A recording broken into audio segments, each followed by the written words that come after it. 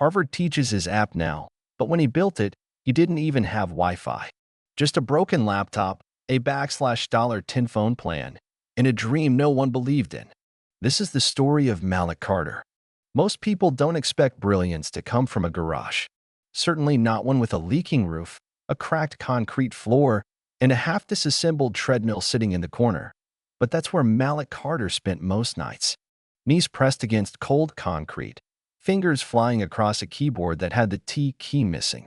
He didn't have a desk or a chair, just an old camping mat and a second-hand Toshiba laptop he picked up at a pawn shop for $85, money he earned fixing phones at the back of a gas station.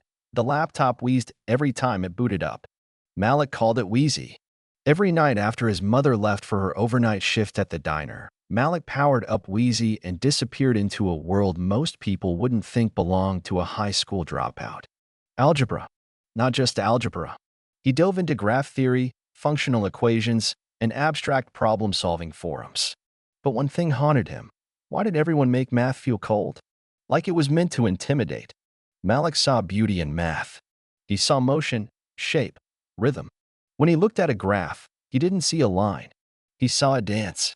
But when he tried to explain this to the few people who would listen, they just smiled politely and changed the subject. He knew he wasn't normal. He also knew he wasn't wrong. At school, Malik had always been the quiet one in the back, bored when others were confused, frustrated when teachers skipped steps that only made sense in their own heads. Once, he corrected a math teacher mid-lecture. The teacher laughed and told him not to get cocky. But Malik hadn't been cocky. He'd just been right. When he was 16, he dropped out. Not because he couldn't handle school, but because life couldn't wait. His mom, a waitress juggling 2 jobs and an autoimmune disease, often went to bed with nothing but tea in her stomach. Malik hated watching her body shrink under the weight of exhaustion. Every bill was overdue. The landlord didn't care. The world didn't either. So Malik stepped in. Took more hours fixing cracked iPhones and glitchy Androids. School would have to wait. But learning never stopped. His education didn't need a classroom. It needed curiosity. And Malik had more than most. It was on a rainy Tuesday night while scrolling Reddit threads in between phone repairs that Malik saw a post that changed everything. A middle school teacher had written, "My students hate algebra. I wish there was a way to make it less abstract." Hundreds of replies, no real solutions. That night, Malik couldn't sleep. He stared at the cracked ceiling above his mat and thought, what if algebra could move? Not just numbers on a page, but something you could touch, rotate, watch evolve. He opened a blank file on Wheezy and typed, what if algebra could be animated? Over the next 72 hours, he barely slept. He coded furiously, drew stick figure graphs, designed interactive visuals where X wasn't just a letter. It was a moving piece, a character on a journey. It was messy. It crashed often, but it worked. He called it Math Motion. At first, it was just a personal tool, a visual algebra playground where he tested ideas. Then one day, a friend, Devin, stopped by the garage. "What's that?" Devin asked, pointing at the glowing equations morphing into animations. "It's just something I made. Shows how algebra works instead of just saying it." Devin leaned closer. "Wait, dude. I actually get this." That sentence echoed in Malik's head for days. I actually get this. He knew what he had to do. He spent the next 3 months refining the app, adding levels, turning math concepts into puzzles. No ads, no signups, just click and learn. He uploaded it anonymously to an education forum under the username DropoutDev. He didn't expect much. A week later, his inbox exploded. Teachers from Missouri, homeschool moms from Florida, a math coach from Nigeria. Messages poured in. "My daughter couldn't pass algebra until she tried your app. I used this in class," and every kid engaged. Every single one. But one message stopped him cold. "Hi, Malik. I'm Dr. Theo Barnes, Department of Mathematics at Harvard University. One of my colleagues shared your app during our Teaching Innovation seminar. I was floored. We'd love to talk." Malik stared at the screen. Harvard, the same place whose lectures he used to pirate from library computers. He reread the message until Wheezy overheated and shut down. Outside, the wind howled. Inside the garage, in that tiny flicker between disbelief and dream, Malik whispered, What if I'm not just a dropout?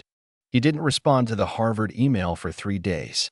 Not because he wasn't excited, but because he didn't know how. What do you say to someone whose email signature has 2 PhDs, 3 fellowships, and a Harvard crest? He stared at the blinking cursor in his Gmail draft. Backspace. Type. Delete. Repeat. Finally, he wrote, "Dear Dr. Barnes, thank you for reaching out. I'd be happy to talk. I'm available most evenings after 6 p.m. Best, Malik Carter." It felt too short, too plain, but it was all he had. 15 minutes later, a reply.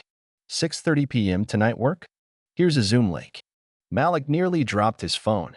He sprinted to the garage, set up his laptop, taped a small piece of cardboard over the cracked webcam lens so the light wouldn't blind him, and waited. The call began at exactly 6:30.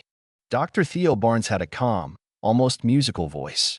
He wore a soft gray sweater, and behind him was a tall bookshelf filled with volumes that probably weighed more than Malik's dreams. "Malik Carter," he said with a smile.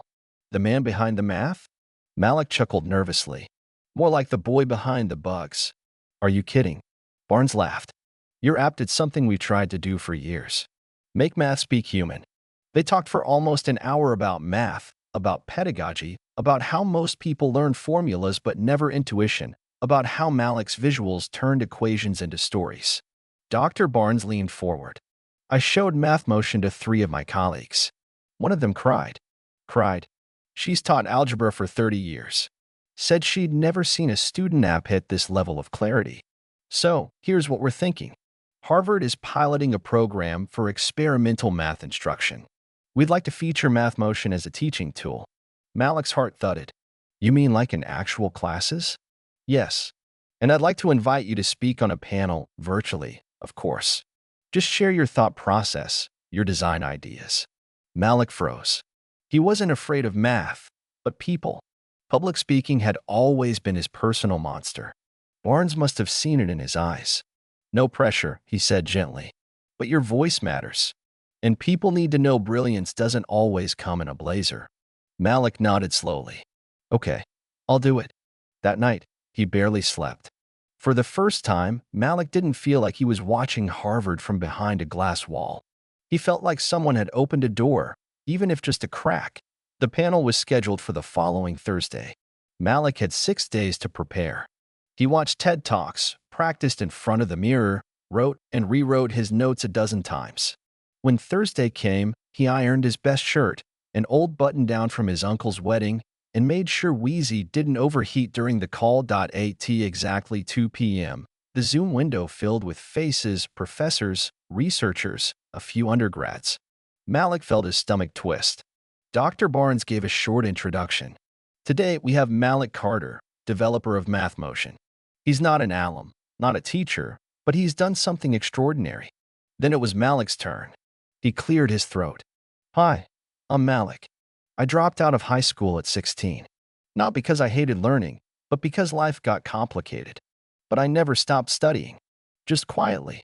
He shared how he built the app in a garage, why he believed math should move, how animation helped kids see algebra not as rules but as logic made visible. He didn't have fancy graphs, just passion. When he finished, the Zoom room was silent for 3 long seconds. Then the applause began. Digital, yes, but real. Comments flooded in. "This is the future of education. Incredible clarity. Can we get him to speak in our curriculum summit?" Malik blinked. Were they really talking about him? Dr. Barnes returned to the screen. "We'd like to go further. Would you be open to sharing your source code with our innovation lab? There's potential here, not just for Harvard, but globally." Malik hesitated. His code wasn't clean. His methods were self-taught.